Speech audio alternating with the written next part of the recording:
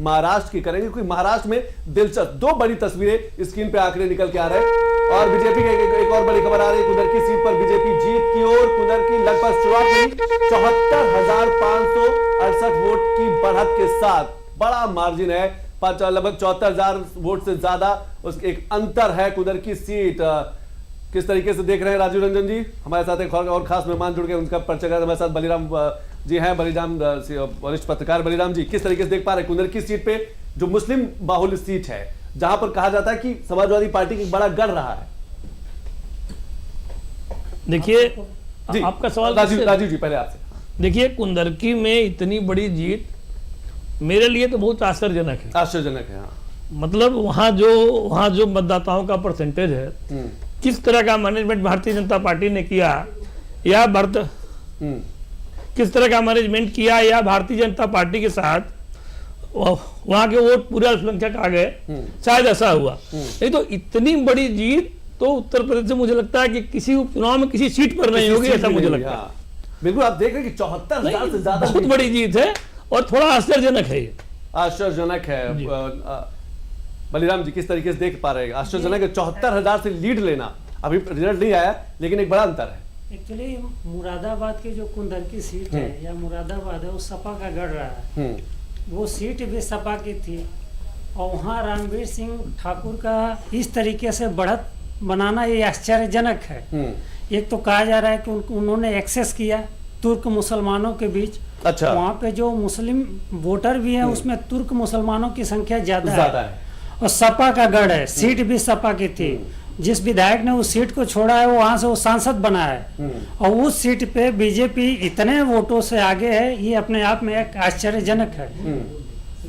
किस तरीके से देख पा रहे हैं नवल जी? किस तरीके, क्या आपको लगता है कि जो प्रत्याशी हैं वो डोर टू डोर पहुंचे हैं, या मुख्यमंत्री योगी आदित्यनाथ ने जिस तरीके से संवाद किया है, मुख्यमंत्री योगी आदित्यनाथ की जो एक अपील रही है कि पहले माफिया मुक्त उत्तर प्रदेश बनाएंगे, फिर विकास करेंगे, फिर कमल खिलाएंगे?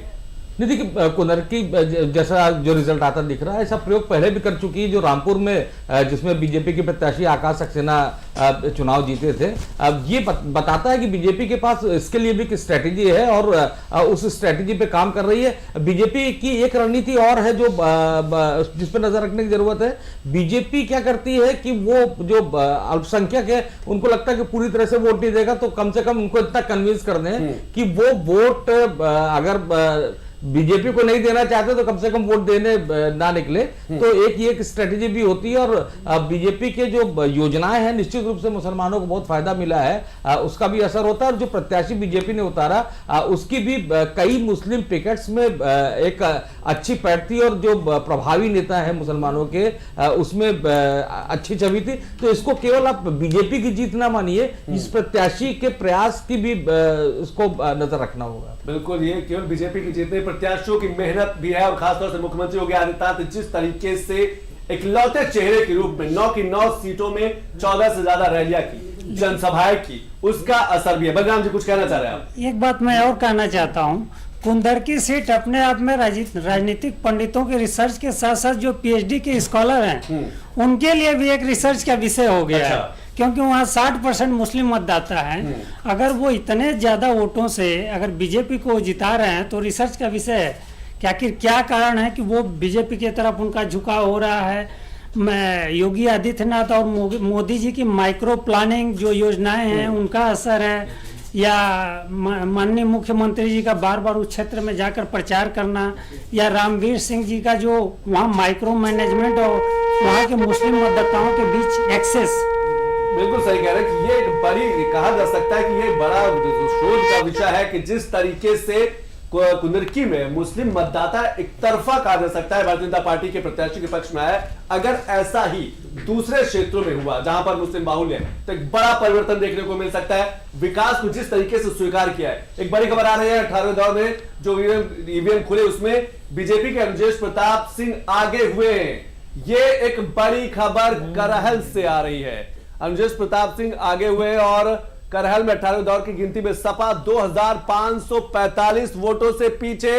एक बार फिर बड़ा उलटफेर, ओवरऑल गिनती में सपा अभी भी बीजेपी से आगे है ओवरऑल गिनती की बात की, लेकिन यह बड़ा उलटफेर, बहुत नेक टू नेक मामला चल रहा है। करहल वो सीट जो परिवार की सीट मानी जाती है, पारंपरिक सीट मानी जाती है, अखिलेश मुलायम यादव की सीट मानी जाती है।